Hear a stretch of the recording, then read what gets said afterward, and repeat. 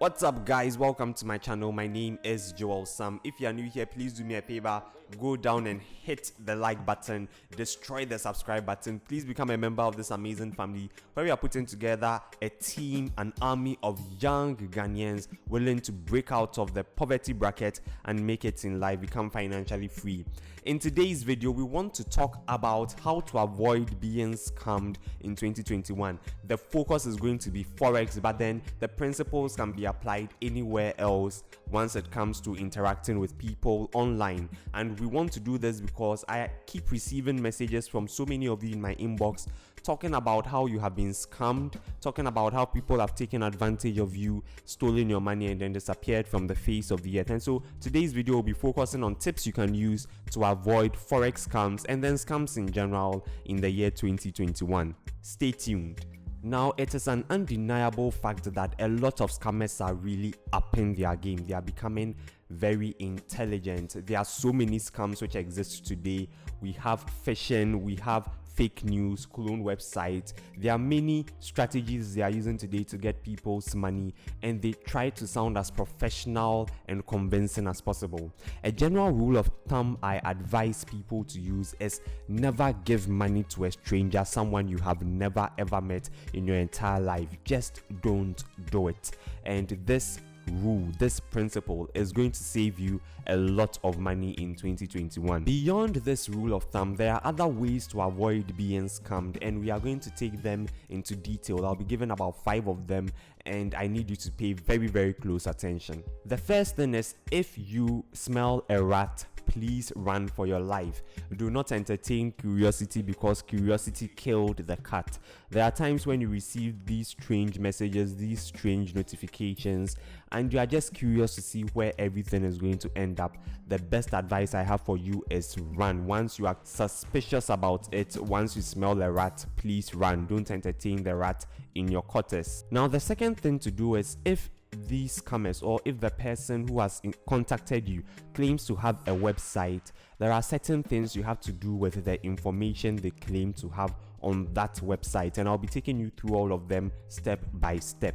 The first thing is to ensure that the website address located in the address bar begins with https://www. Okay, this is a very important thing to look out for. If it begins with something else, more likely than not, the website is a very fishy website and you are about to fall into a scam activity. So check out for this thing first. The second thing is to ensure that the padlock in the address bar is logged or green and is indicating the word secure. This means that the website you have logged into is not a dangerous website. It is safe and secure for interacting with. If you log onto the website and that padlock is red or unlocked, or they have written unsecure, please immediately close it. Do not leave it open for more than a minute, as you are providing a gateway for hackers to hack your system and take very vital information that is yours only. The third thing is to scroll down to the bottom of the website of that company and look at their legal and terms and conditions. Okay, it's very important. Now, there's information we want to find out from that place. We want to know who their accrediting authority is. Okay, so if it is a Forex company, who has given this Forex company the right to operate? If it is a bank, who has given this bank or financial institution the right to operate? If it is something, okay, maybe a food company, do they have accreditation from the Food and Drugs Authority? So we are going to look down there for that information to be sure that there is an accrediting authority. For most Forex brokers, you would see accreditation from Australia or the UK or the US or Bahamas, but whatever it is, that information must be on the website. If they don't have any such thing on the website, please close it and forget about the broker, about whoever it is. The person is probably trying to scam you. However, it doesn't end there. Once you have been able to discover that information, head to the website of that accrediting authority or country. So if it is the United States, if it is Australia, if it is the Bahamas, if it is the Food and Drugs Authority, or if it is the Central Bank of Ghana, head to the website of that institution or authority and look for the list of accredited institutions under that country or authority. be sure that the company claiming to have accreditation from that authority is truly listed as an accredited institution on the website of that authority. I hope I'm being clear. If their name isn't on their list, if their name isn't on the website of the accrediting authority, then there's some other thing you can do. You have to pick up the official number from the website of the accrediting authority, give them a call and ask them to confirm whether that forex company or that institution is indeed accredited by them. If they are not, then it is a scam. Please close any relationship that you may have or you are in the process of building with that forex company or with whoever it is that has contacted you. The second tip is, if the person who has contacted you is insisting that you should part ways with money, or you should take a particular course, or you should sign up to a particular website, 99% of the time it is a scam and you should avoid the person. Flee, block the person, but cut all communication with the person. This is because if someone has something that is truly valuable, the person doesn't force it on you. Okay, if I have gold, I give you gold out of the abundance of my heart. More likely than not, I want to keep all this gold for myself. But if I want to give it out, it is out of the abundance of my heart. If you refuse it, no wahala. If you accept it, no wahala. But if you refuse it, it's going to go in my favor. And so I walk away knowing that I did my best, my conscience is clear, but I'm keeping my gold to myself. You get the analogy? So if someone is forcing you to take the course, forcing you to part ways with money, forcing you to sign onto a website, 99.9% of the times, the person is only trying to scam you, and you should cut all communications with whoever it is. Now, if they are pressuring you, it's because they want you to act before you think. And most of the time, when we act before we think, we commit mistakes.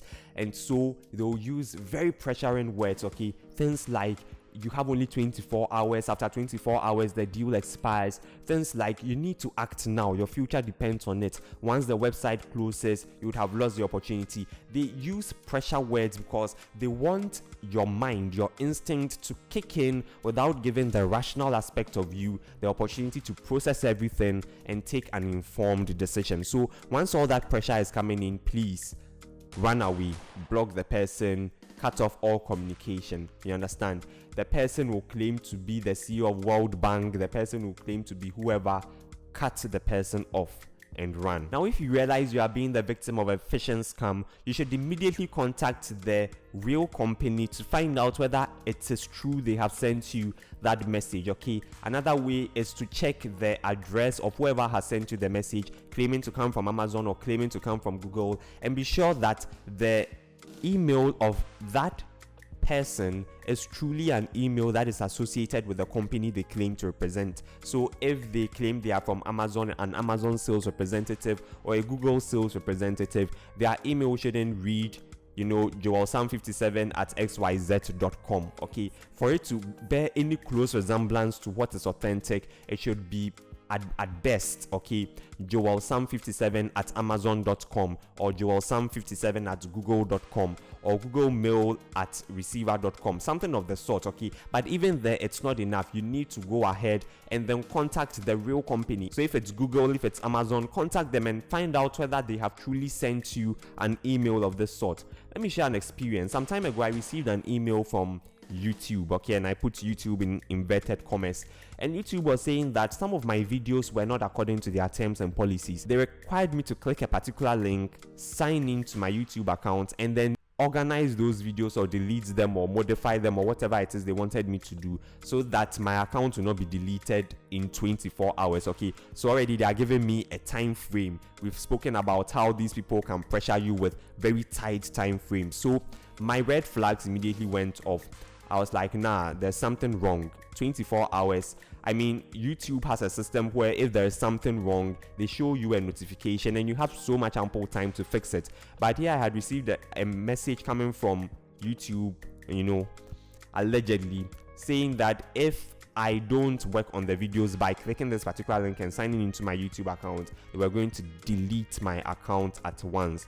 So what I did was I went to YouTube's website and then I contacted the customer service and I told them that I have received this message. I'm being told if I don't work on these videos, my channel will be deleted in 24 hours. I want to confirm whether they are the ones sending the information, and if they are the ones sending me that message, I want to know why they have taken such a long time to notify me, because 24 hours is just too short to work on the videos. So the customer representative asked for the details of my account and everything, the details of my channel, my last video and all of that, and they did some background check and they said that my channel was in perfect order, my YouTube videos were perfectly up to standard, there was absolutely no issue on my channel.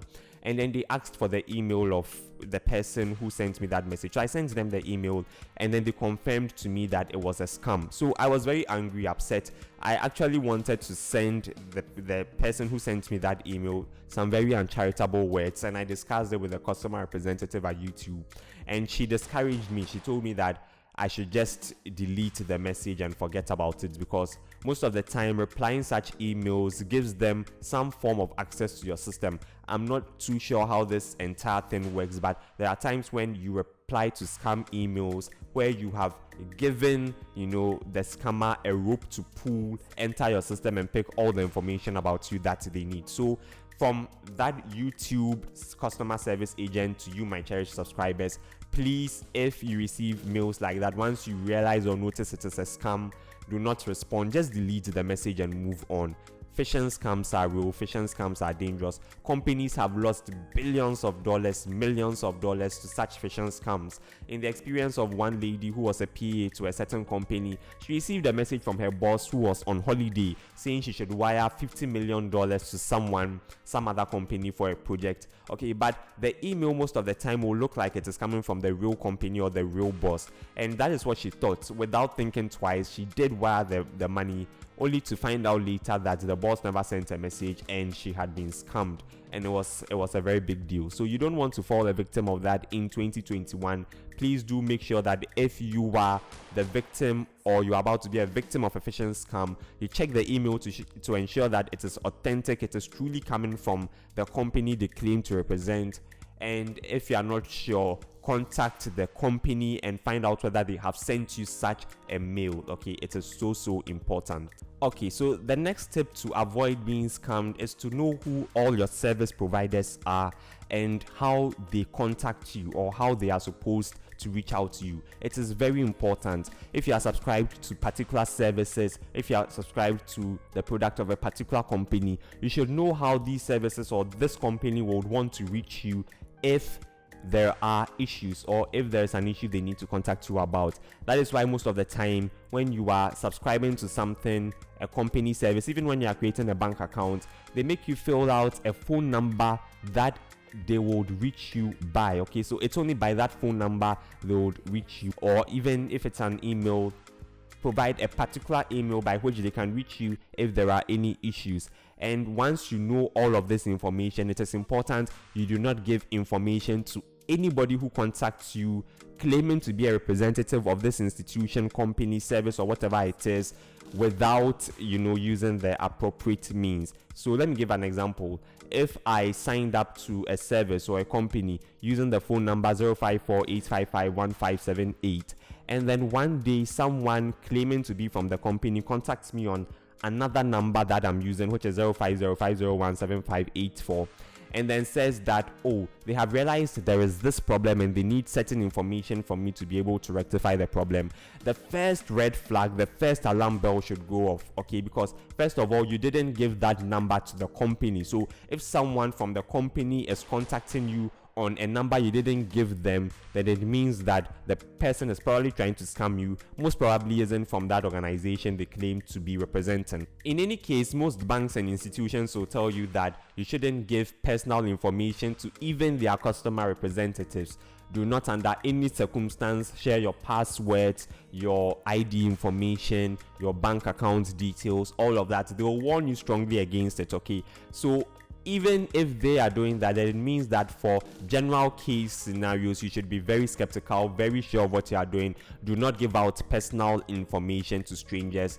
even if they are contacting you from a company that you know is reputable. The next tip is to remain highly skeptical and highly alert. Okay, if you receive a message from anyone you do not know, you need to be, first of all, very skeptical and very alert. It is better to err on the side of caution than on the side of ignorance. You understand? It's better to miss an opportunity because you were being cautious than to take that opportunity and then end up with so much trouble. So once you receive a message you are not sure of, an email you are not sure of, a call you are not sure of, do not act on it. Okay, once you have all those alarm bells ringing, do not act on it. I personally do not receive phone calls from people who are not registered on my phone.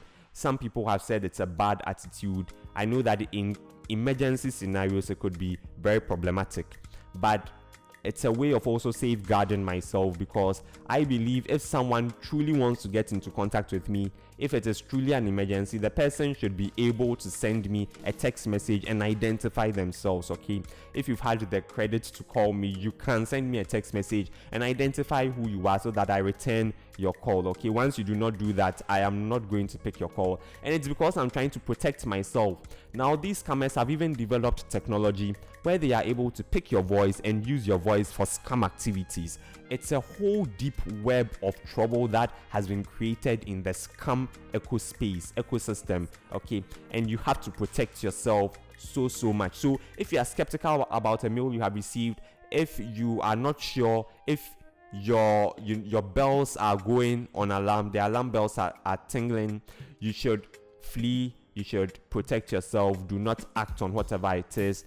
If possible, block whoever it is and then move on. Now, let us assume you have been scammed. Okay, you realize the day after it has happened that you have been scammed, or an hour later you have been scammed. The most important thing you have to do next is to contact the police. Okay, and when you go to the Ghana Police Service, they have a contact number on their website that you can contact if you have been scammed. If you are in other countries and jurisdictions, they also have, the FBI has a number you can call, a website you can report to. Make sure you do this as soon as possible. Don't wait for a long time, because the longer you wait, the more time you give the scammers the freedom and the time to get away with whatever it is they have done. So please take action as soon as possible. If you notice you've been scammed, act immediately. Read my lips immediately. Do not give them the opportunity to clean their trail. Let them leave a trail behind that the law enforcement agencies can pursue and then catch them and restore your funds or whatever it is you have lost to you in time. So I did mention that a lot of these scammers are becoming very professional. They are upping their game, and sometimes they'll tell you that they are the CEO of particular banks, or they are president of particular world corporations, or even representatives of global corporations, very reputable companies that Amazon, Facebook, Google, YouTube, whatever it is. Okay, so it's important we also discuss how these people behave so that you know that the person is a scammer. And I'll be giving you some points, some ways that you can detect the person is a scammer. Okay, some of the ways they would act professionally to give you the impression that they are really who they say they are when they are not. Now, if the person tells you he's the president of World Bank, if the person tells you that he's the CEO of IMF, please, be he the CEO of IMF or the class prefect of kindergarten 2, ignore the person. Because the CEO of IMF or the CEO of World Bank is not going to go phishing your email from some obscure place to send you a message to take action on a particular activity. I don't want to degrade anyone. I don't want to sound insulting. But the CEO of World Bank is not going to contact me, Joel Sam, for any reason under the sun. The CEO of IMF is never going to do that. Jeff Bezos of Amazon doesn't know me from Adam. He's not going to do that. So if someone sends you a message and says, I am the CEO of World Bank, I'm the president of IMF, please, the person is lying to you. Ignore the person. So it's important we talk about these 4 ways that they behave professionally so that you can detect they are scammers. The first way is that they pretend to be from a reputable organization that you know. So like I've already mentioned, they will say they are the president of World Bank or the CEO of IMF, or they are from Amazon or from Google, or they are from Facebook, or they are from Ghana Commercial Bank or from Stanbic Bank or some reputable organization that you know. So that is the first clue. Beware. Once they say I am this representing that, your alarm bells should immediately begin sounding. Now, the second way they act professional is they will claim there is a problem with a service or product you are subscribed to and they are calling to help you resolve it. Okay, so once someone tells you that you have a problem and they want to help you resolve it, you immediately open up to the person because everyone is looking for improvement. Okay, everyone is looking for ways to become better, and they take advantage of this psychological need and then they try to scam people. So the second way you know they are acting professional and probably associated with a scam is if they claim there is a problem that they need to help you fix. So sometimes these scam artists claiming to represent companies like Amazon will say that, oh, you ordered this item from Amazon and there was a problem with your credit card details. We are messaging you or we are calling you to help you resolve this so that your order can go through successfully. Please, 99.9% of the time, such correspondence is scammy and you should run away as fast as you can. I remember I did receive an email like that once. The person claimed to be a representative of Amazon, said I had placed an order for something and there was a problem with my card and so the order was not going through and they needed my card information to be able to complete the order. At that time, I hadn't begun making orders on Amazon, so for me at that point immediately I knew it was a scam.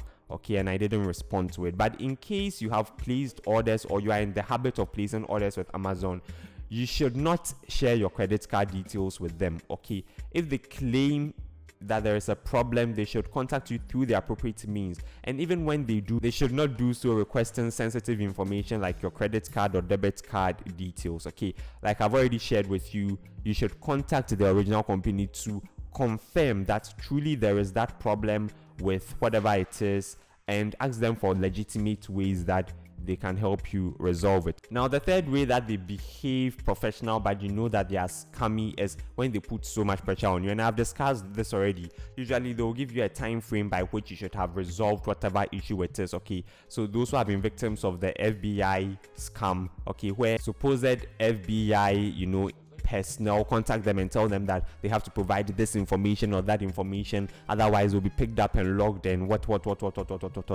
It's a scam. Okay, and you should be able to protect yourself. Once they are putting pressure on you, claiming to be the CEO or the president of whatever it is, claiming to be personnel from the FBI or Ghana Police Service or whatever it is, you should know that the person is trying to scam you. Okay, and you should protect yourself. In any case, like I've said, a CEO of a company will not have 24 hours a day, 7 days a week behind his Instagram texting you all the time. My friend shared with me someone who was trying to get him to subscribe to some Forex service, and the person kept texting him every minute. Okay, every minute. And anytime my friend sent a response, you get feedback milliseconds later. Please, a CEO of a company, okay, well, businesses have evolved today. We have certain companies that survive on social media networks and all of that. But still, if a person is a CEO or handling all the logistical concerns of a company or business, he wouldn't have time to be behind his Instagram or his Telegram 24/7, responding to every message you have, trying to get you to do something by all costs. Okay, once that is happening, you know that the person is being a scammer and you should flee. You should avoid the person. Finally, the way they will act professionally but you know they are scammy is if they are telling you to pay in a particular way. Okay, so sometimes these scammers will tell you that you should pay by purchasing a gift card on Amazon or Apple, or you should pay by doing this or that, or you should pay by giving specific numbers from your credit card and all of that. You should know that they are trying to scam you and you should flee. Do not entertain them even one more minute. It is important to protect yourself. So these are the 4 ways that you know they are acting professional but they are indeed scammy, and you should protect yourself at all costs. we don't seem to have stats in Ghana about scams. However, in 2018, as many as 34% of the population fell victim to online scams in the US alone, with 195,848 persons in Australia being victims in 2020 and losing a combined total of $150,838,536. Okay, so it's important to protect yourself. Okay guys, thank you so much for being with me in today's video. I hope you learned something new. I hope you are going to protect yourself come 2021. All the money that you may have lost to scammers in 2020, you are not going to lose that money, and you are going to make much more in the online ventures that you undertake to carry out. And so I wish you the very best in 2021. Please stay safe, please protect yourselves. We'll be discussing more on this channel, and I'll see you in my next video. Peace.